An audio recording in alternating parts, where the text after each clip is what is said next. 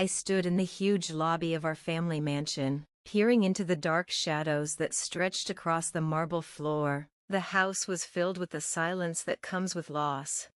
Just 3 days ago, we buried my father, Jonathan Holloway, a man whose power and influence were legendary, the head of the empire he had been building for decades. But for me, he was something more and something less. He was my father, a man who never said unnecessary words, never showed weakness. His love for me was measured by achievements, not warm words.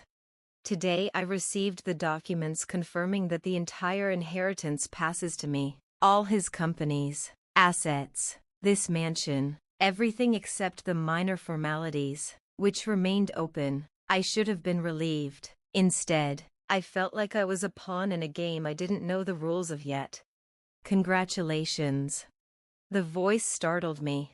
I slowly turned around and saw him, my older brother Daniel. He was standing in the doorway, leaning against the jamb, with an expression I knew all too well, predatory, expectant. You must be very pleased, Liz. Are you satisfied? I crossed my arms over my chest, hiding my tension. I have nothing to be happy about. My father is dead. Oh, don't pretend. Daniel stepped closer. His movements were relaxed, but I knew he was preparing for an attack. You've achieved your goal. It's all yours, right? At least for now. What do you mean? He grinned, took out a folded piece of paper from his pocket and threw it on the table. I mean, this will is a fake. I slowly picked up the paper and unfolded it. It was a copy of my father's last will. My name was written as the sole heir.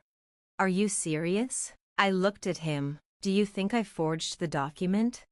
If not you, then someone else. He tilted his head slightly to the side, as if studying me. My father would never leave me with nothing. He respected the family's legacy too much to put everything in your hands. And yet he did it. I threw the paper back on the table. Daniel continued to stare at me, but now there was more than just annoyance in his gaze. It was a threat. You can enjoy this for a while, Liz, because my lawyers are already working to challenge the will. I sighed. Everything was going exactly as I expected. You can try it. The wind picked up outside. The curtains in the hall fluttered slightly, and the shadows on the walls deepened. Daniel didn't say anything else. He just turned around and walked away, leaving me in an empty house, which now echoed not only the silence, but also the impending storm. After Daniel left, I stood in the hall for a long time, trying to digest his words. My brother has always been ambitious, but now there is something new in him, real cruelty. I picked up the copy of the will from the table and slowly ran my finger along the edge of the paper. Did father really change his mind at the last minute? Or, as Daniel claimed, did someone interfere in the process? There were more questions than answers. The next morning, I met with my father's lawyer, Mr. Harris. He served our family for many years and knew my father better than anyone. He was sitting across from me in his office, bent over his paperwork. Daniel's going to challenge the will, I said bluntly. Mr. Harris just nodded, not looking surprised.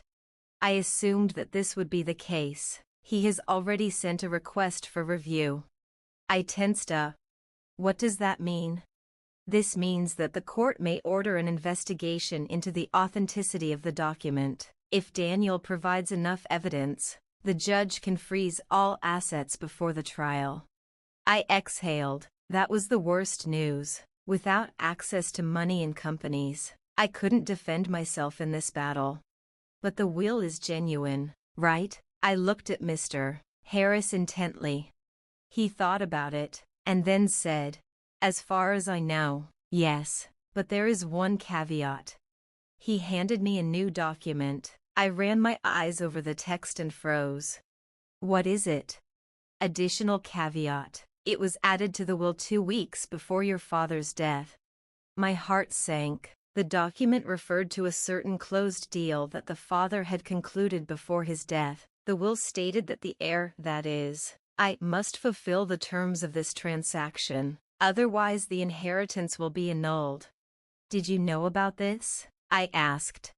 No, your father kept it a secret. I slowly put the document on the table. If my father left me an inheritance, but at the same time linked it to some mysterious deal, then I still had to find out the price of this gift. In the evening, I returned to the mansion again. I walked through the rooms, looking at paintings, shelves with books, furniture that my father brought from trips. Everything here was imbued with his spirit, cold, domineering, but unchanging. I stopped at his office. The door was closed. Taking a deep breath, I turned the knob and went inside. The desk where he had worked for many years was still covered with stacks of papers. My father didn't like clutter, but his health had deteriorated in recent months, and he didn't seem to be as careful as he used to be. I ran my hand over the surface of the table. Then my eyes fell on a small box in the corner. I didn't remember her. When I opened the lid, I felt everything turn over inside.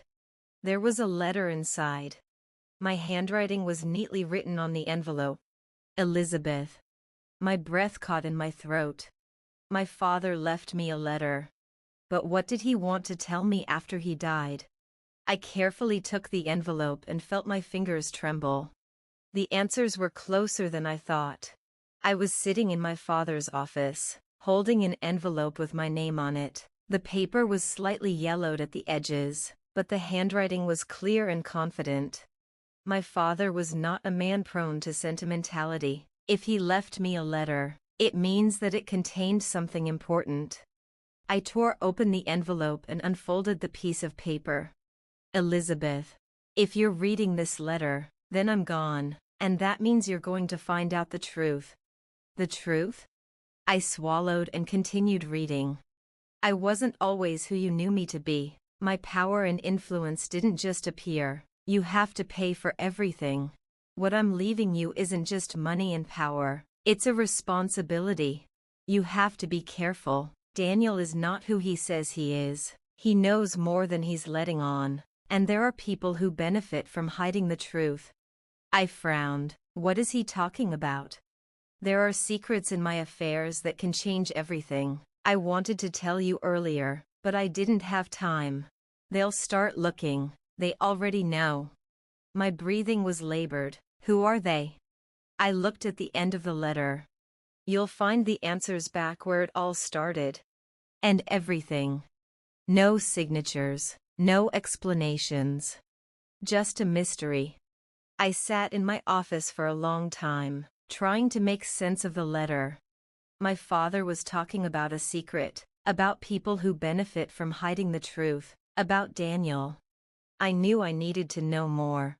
But where to look? Where it all started? A mansion, or something else?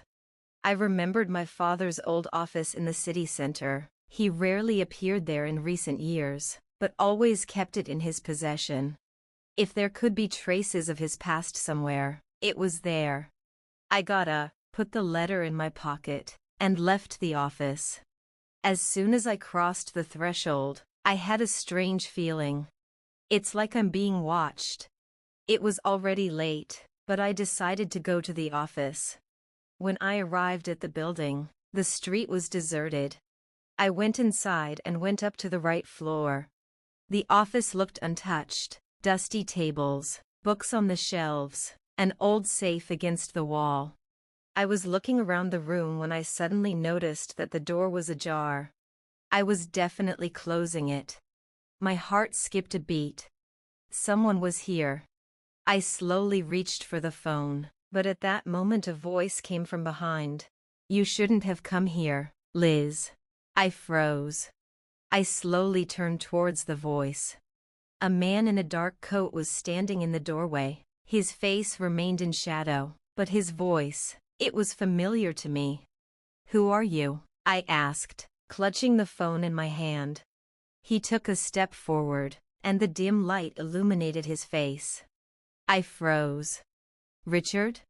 Richard Foster, my father's personal lawyer. A man who has worked for our family for decades. What are you doing here? I tried to sound confident, but everything inside was shrinking. Richard frowned. I could ask you the same thing. This is my office now.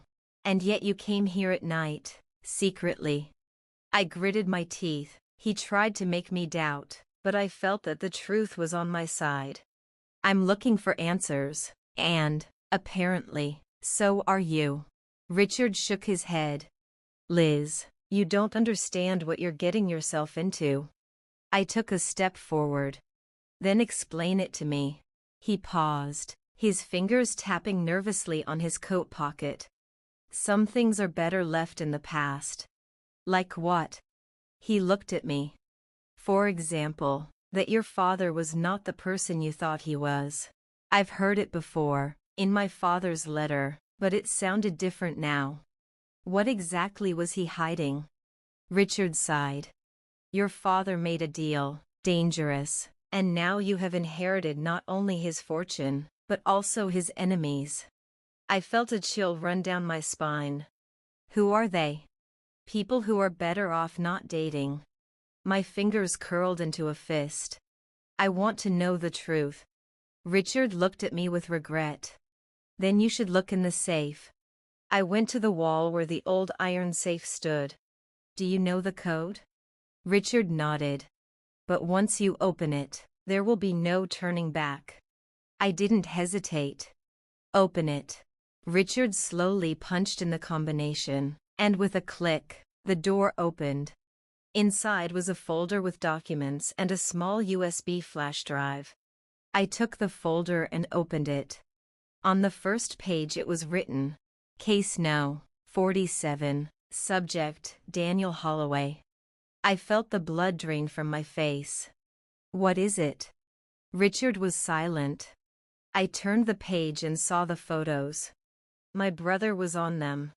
But he wasn't alone. In the pictures, he met with some people in expensive suits, exchanged envelopes, went into closed clubs. There was a caption under one of the pictures. Suspicion of involvement in illegal transactions. The data was collected by order of Jonathan Holloway. I gasped for breath. Was father following Daniel? Richard nodded. And now Daniel knows that these documents exist. I looked at him. Is that why he's so desperate to take over the inheritance? Richard hesitated, and then said, he doesn't just want an inheritance, Liz. He wants to destroy everything that could expose him. At that moment, footsteps were heard downstairs. Someone entered the building. Richard paled. They found us.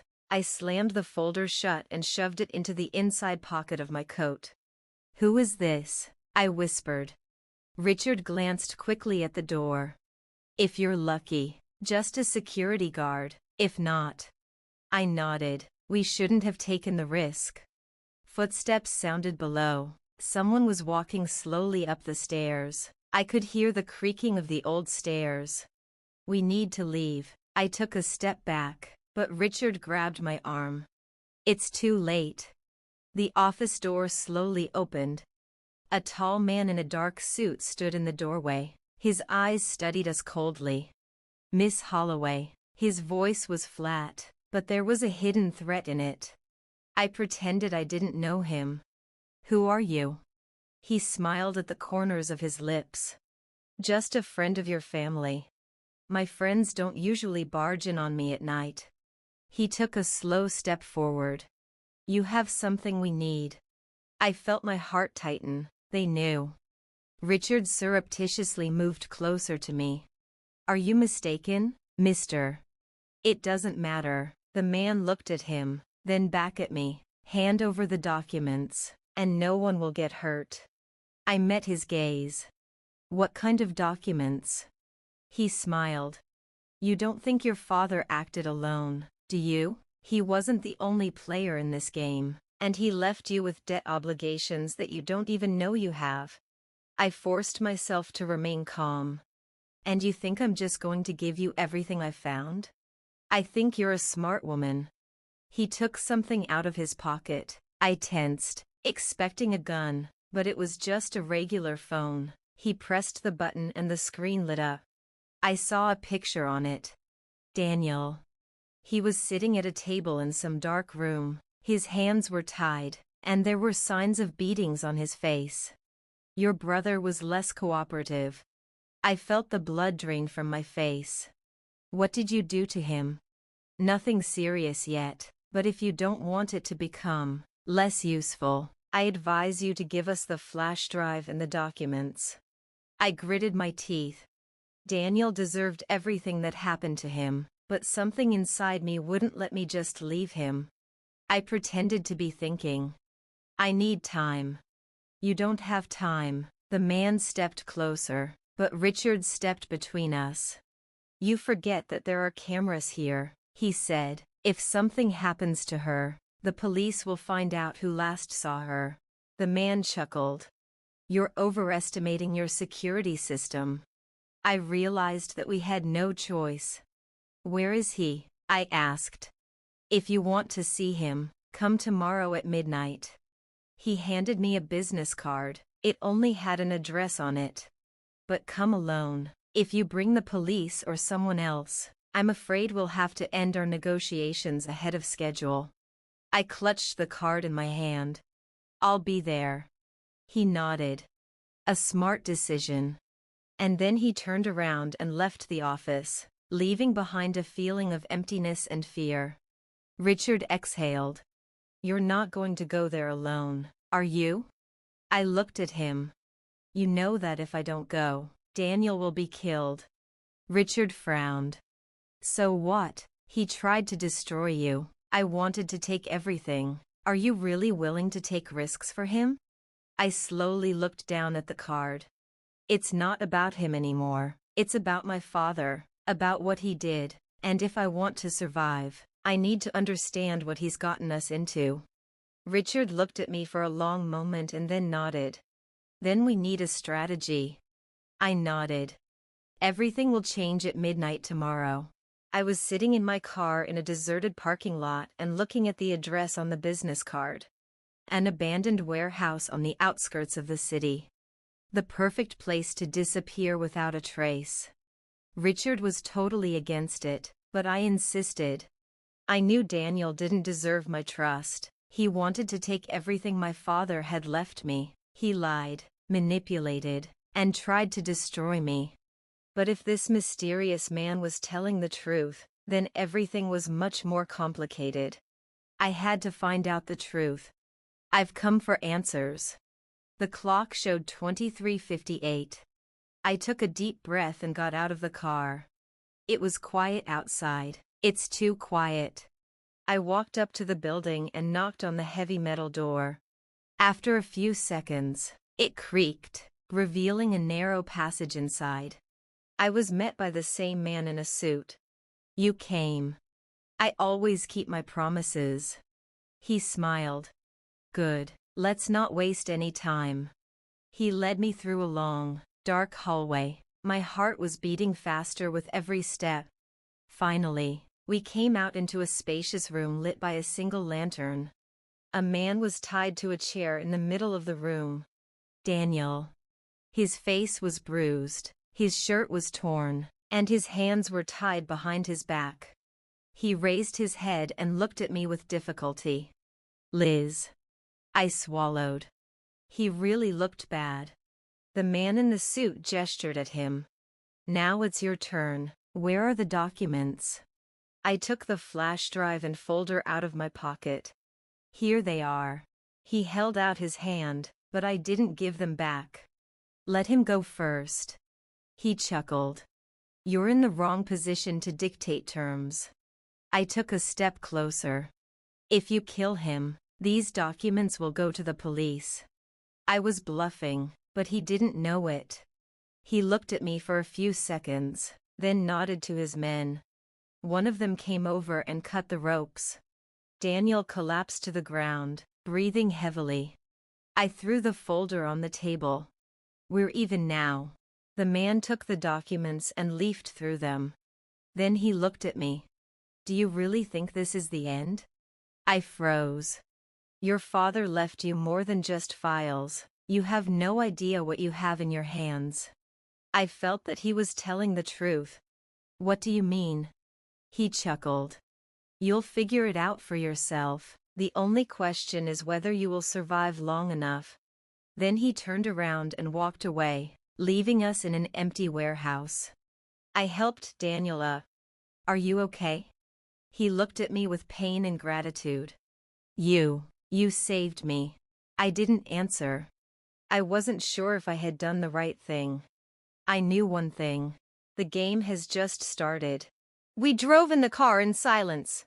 Daniel was sitting next to her, breathing heavily, his face covered in bruises. I should have felt satisfied. He deserved it after everything he'd done. But instead, there was only worry inside. The words of the man in the suit wouldn't leave my mind. You have no idea what you have in your hands. What was he talking about? When I got home, the first thing I did was close the deadbolt on the door and turn on the desk lamp in the study. Then she pulled a flash drive out of her pocket. I lied to them. I only gave them copies of the documents. I had the real data. I inserted the USB stick into my laptop and opened the files.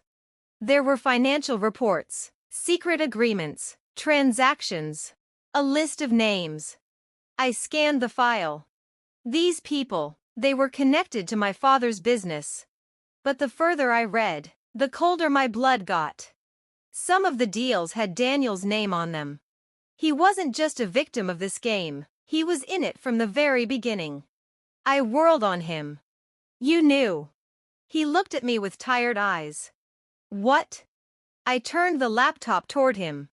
You were a part of it. He looked at the screen, then closed his eyes. Liz. Don't you dare. My anger was heating up. Don't you dare tell me you had nothing to do with it. He sighed. I didn't know all the details. Father didn't trust me the way he trusted you. But you participated. He looked away. Yes. My world was falling apart again. Damn it, Daniel.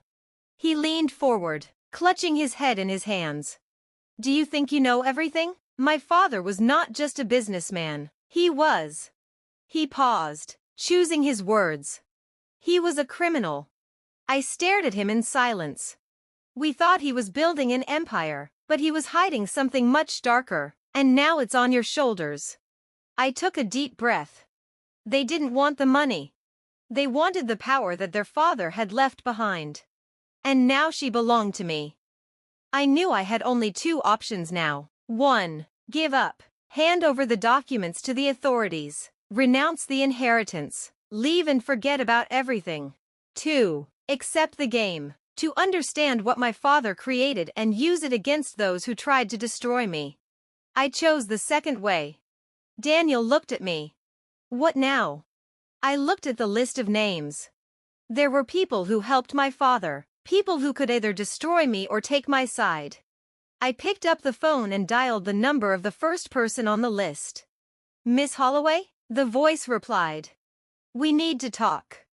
The game is not over yet. It was just beginning.